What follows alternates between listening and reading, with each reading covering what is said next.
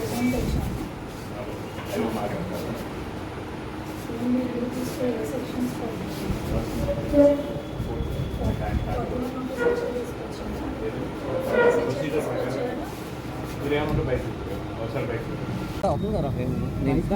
Ready madam. అందరికీ నమస్కారం. నా పేరు బొజ్జా ఐశ్వర్య. నేను ఇండిపెండెంట్ సోషల్ యాక్టివిటీస్ని.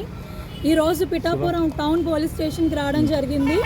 రావణ్ ప్రశ్న ఒక ఇండిపెండెంట్ ఆయన సోషల్ యాక్టివిటీస్ ఎన్నో ఉద్యమాలు చేసిన ఆయన అక్రమంగా హైదరాబాద్లో నిన్న రాత్రి 11:30కి అరెస్ట్ చేసి పిఠాపురం వితౌట్ నోటీసులు తీసుకురావడం జరిగింది.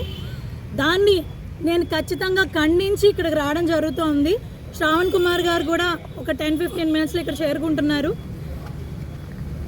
కూటమి ప్రభుత్వం వచ్చాక సామాన్య ప్రజల మీద, గొంతున్న వాళ్ళ మీద ఎంత దౌర్జన్యంగా ప్రవర్తిస్తున్నారంటే, ఈ చేతగాని పవన్ కళ్యాణ్ ఒక దద్దమ్మ తన్ని ప్రశ్నిస్తుంటే సమాధానాలు లేక ఇలా సామాన్య ప్రజల మీద, గొంతున్న వాళ్ళ మీద చూపిస్తున్నారు.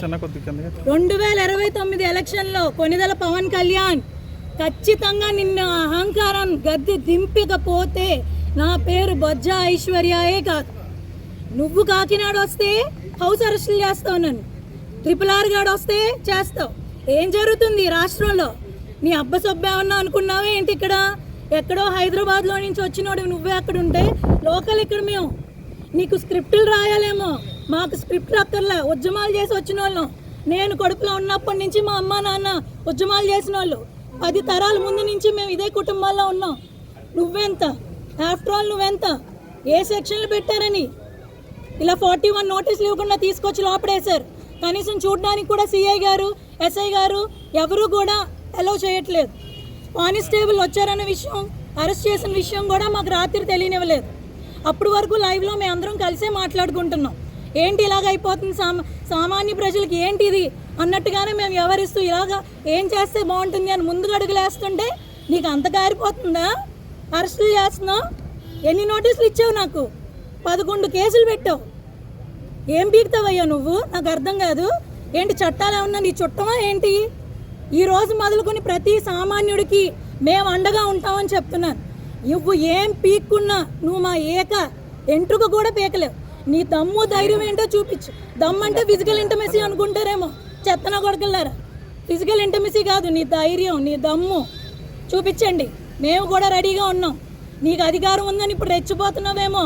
ఎంత ఇంకొక 2 సంవత్సరాలు తిప్పి కొడితే ఈడ్చిదంటే మళ్ళీ హైదరాబాద్లో పడతావు నువ్వు. నీకు ముందుంది ముసలి పండుగ. జాగ్రత్తగా వాళ్ళు దగ్గర పెట్టుకుని మసలు. నమస్తే. రావణ్ గారిని కలవడానికి అలౌ చేయట్లేదు.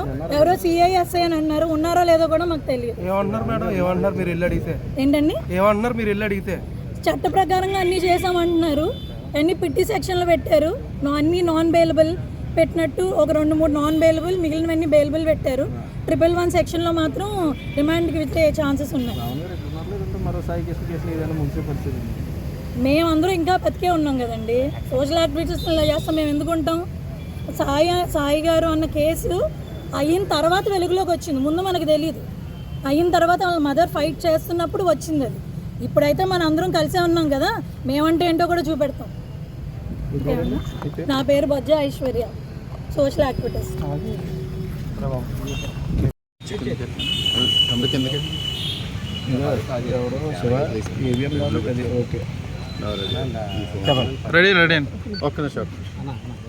మీడియా మిత్రులందరికీ కూడా నమస్కారం. ఈరోజు పిఠాపురం నియోజకవర్గంలో టౌన్ పోలీస్ స్టేషన్లో నేను ఉండడం జరిగింది. మొన్న 28వ తారీఖున జై భీమ్రావ్ భారత్ పార్టీ ఆధ్వర్యంలో జడా శ్రావణ్ కుమార్ అధ్యక్షతన ఏలూరులో దళిత క్రైస్తవ సమర శంఖారామం అనే కార్యక్రమం, ఒక బహిరంగ కార్యక్రమం మేము ఏర్పాటు చేయడం జరిగింది. ఈ కార్యక్రమానికి జోసెఫ్ ఎవరైతే ఉన్నారో ఆయన ప్రశ్న టీవీ రావణ్ అంటారు. ఆయన జోసెఫ్ ఎవరైతే ఉన్నారో ఆయన కూడా మా కార్యక్రమానికి రావడం జరిగింది. ఆ కార్యక్రమానికి వచ్చి రావణ్ గారు మాట్లాడారు. ముఖ్యమంత్రి, ఉప ముఖ్యమంత్రి లేదా ఏదైతే రాష్ట్రంలో జరుగుతున్న దాడుల మీద మాట్లాడారని చెప్పి ఆయన్ని ఈరోజు చాలా దారుణంగా హైదరాబాద్ రాత్రి వెళ్ళి మన ఏపీ పోలీసులు పిఠాపురం పోలీస్ స్టేషన్కి తీసుకురావడం జరిగింది. దీన్ని మేము తీవ్రంగా ఖండిస్తూ ఉన్నాం. మాకు ఇన్ఫర్మేషన్ వచ్చిన వెంటనే పోలీస్ స్టేషన్కి రావడం, ఇక్కడ ఎవరైతే హౌస్ ఆఫీసర్ ఉన్నారో ఎస్ఐ గారు తనతో మాట్లాడినా సరే ఇప్పటికొచ్చి మాకు ఎఫ్ఐఆర్ కాపీ కూడా ఇవ్వలేదు. అంటే ప్రశ్న రావణ్ ఉన్నాడా లేదా మరొక సాయి కృష్ణ కేసులాగా ఇది కూడా ఏదైనా చేయడానికి ప్రయత్నం చేస్తూ ఉన్నారా అని మా పార్టీ అనుమానిస్తూ ఉంది. నేను ఇక్కడ పిఠాపురం నుండి ఎమ్మెల్యేగా పోటీ చేసిన వ్యక్తికే వీళ్ళు ఒక ఇన్ఫర్మేషన్ ఇవ్వకుండా, ఒక ఎఫ్ఐఆర్ కాపీ కూడా ఇవ్వకుండా ఈ విధంగా చాలా లేట్ చేస్తూ ఉన్నారు. అంటే అసలు రావణ్ ఇక్కడ ఉన్నాడా? ఉంటే చూపించాలి. నేను ఒక అడ్వకేట్గా కూడా వచ్చాను ఇక్కడికి. అంటే అడ్వకేట్గా ఒకళ్ళతో తీసుకోవాలి, తన స్టేట్మెంట్ తీసుకోవాలి, ఏం జరిగింది, ఏ విధంగా సెక్షన్స్ వేశారు అనేది మేము కూడా చూడాలి.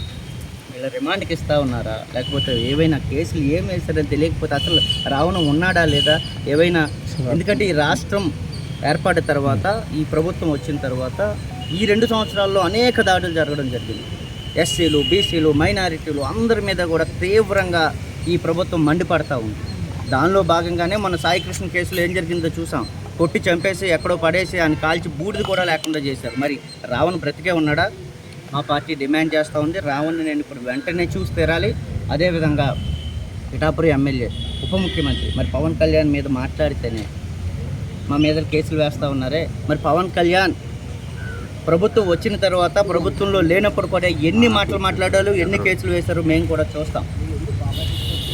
నిన్నటికి మొన్న కాకినాడ రూరల్ ఎమ్మెల్యే పంతం నానాజీ మాజీ ముఖ్యమంత్రిని పట్టుకొని బాంచేద్ నా కొడక దమ్ముంటే నువ్వు రారా నా మీద పోటీ చేయంటే ఎక్కడికి పోయింది సమాజం? మరి ఎన్ని కేసులు వేశారు ఈ వ్యవస్థ?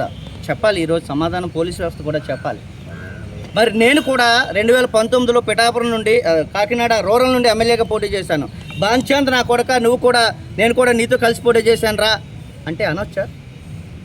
కామన్ సెన్స్ ఉండాలి కదా. మాట్లాడాము అంటే కామన్ సెన్స్ ఉండాలి కదా. ఎమ్మెల్యేగా ఉన్న వ్యక్తి ఒళ్ళు దగ్గర పెట్టుకొని మాట్లాడాలి. బయట వ్యక్తులు, ప్రతిపక్షంలో ఉన్నవాళ్ళు, మాలా పోటీ చేసిన వ్యక్తులు ఆవేశంలో మాట్లాడారు అంటే దాన్ని కూడా తీవ్రత మించి మాట్లాడితే తప్పనిసరిగా యాక్షన్ తీసుకోవచ్చు. మరి ప్రభుత్వంలో ఉన్నవాళ్ళు మాట్లాడితే వాళ్ళ మీద ఏం కేసులు పెడతా ఉంది ఈ ప్రభుత్వం?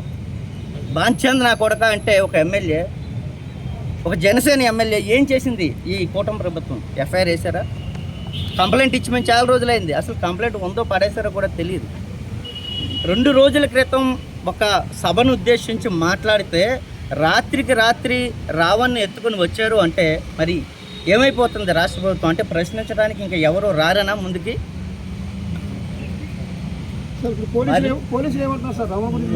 రావణ్ కోసం నేను అడిగాను, సిఏ గారికి 4-5 సార్లు ఫోన్ చేశాను, లిఫ్ట్ చేయలేదు. పోలీస్ స్టేషన్కి వచ్చాను, రావణ్ని చూపించండి, రావణ్తో మాట్లాడాలి. మేము సభ ఏర్పాటు చేస్తే రావణ్ ఇక్కడికి రావడం జరిగింది. సో రావణ్ అక్కడ మాట్లాడాడు. ఆ బాధ్యత మా మీద కూడా ఉంది కాబట్టి నేను రావణ్ కలవడానికి వచ్చాను. ఇప్పుడు వచ్చి రావణ్ ఉన్నాడా లేదా, చంపేశాడా, లేకపోతే ఇక్కడే ఉన్నారా, మాట్లాడించకపోతే ఎట్లా? నేను ఒక అడ్వకేట్గా కూడా వచ్చాను ఇక్కడికి. అడ్వకేట్గా ఒకళ్ళతో తీసుకోవాల్సిన రైట్ నాకు ఉంది. సో హైదరాబాద్ వెళ్ళి మన పోలీసులు అరెస్ట్ చేశారని ఇన్ఫర్మేషన్ ఉంది. అది నిజమా కాదా అని పోలీసు వాళ్ళే చెప్పాలి. కుటుంబీకులు కూడా ఎలాంటి సమాచారం, కుటుంబీకులు వాళ్ళ వైఫ్ కూడా అసలు ఎవరికి ఇన్ఫర్మేషన్ లేకుండా రాత్రికి రాత్రి తీసుకుని వెళ్ళిపోయారు. అసలు పిఠాపురం తీసుకెళ్లారా, కాకినాడ తీసుకొచ్చారా, రాజమండ్రి తీసుకెళ్లారు, అసలు వీళ్ళు పోలీసులా, ఏపీ పోలీసులా కాదా అనే రకరకాల భయాందోళనలో ఉంది. ఎందుకంటే ఒకప్పుడు వ్యవస్థ మీద నమ్మకం ఉండేది. ఎప్పుడైతే సాయి కృష్ణ కేసు జరిగిందో అప్పటి నుండి వ్యవస్థల మీద నమ్మకం సన్నగిల్లుతూ ఉంది. కాబట్టి ఇప్పటికైనా సరే పోలీసులు వెంటనే మాకు ఎఫ్ఐఆర్ కాపీ ఇవ్వాలి. అదేవిధంగా రావణ్తో మాకు వెంటనే మమ్మల్ని కల్పించడానికి వాళ్ళు కూడా అవకాశం ఇస్తారని ఈ సందర్భంగా తెలియజేస్తూ, శ్రవణ్ కుమార్ కూడా కొద్దిసేపట్లో పిఠాపురం వస్తూ ఉన్నారు. శ్రవణ్ కుమార్ గారు కూడా మీ అందరితో కూడా మాట్లాడతారు. రాష్ట్రంలో జరుగుతున్న అన్యాయాల మీద, దాడుల మీద నిరంతరం మా గళం ఎప్పుడు కూడా వినిపిస్తూనే ఉంటాం. శ్రవణ్ కుమార్ గారు వచ్చిన తర్వాత ఇది కోర్టులో వేస్తారా లేదా, అసలు రావణనే ఉన్నాడా లేదా ఏంటనే మాకున్న ఇన్ఫర్మేషన్ కూడా మేము తన ద్వారా మీకు తెలియజేస్తాం.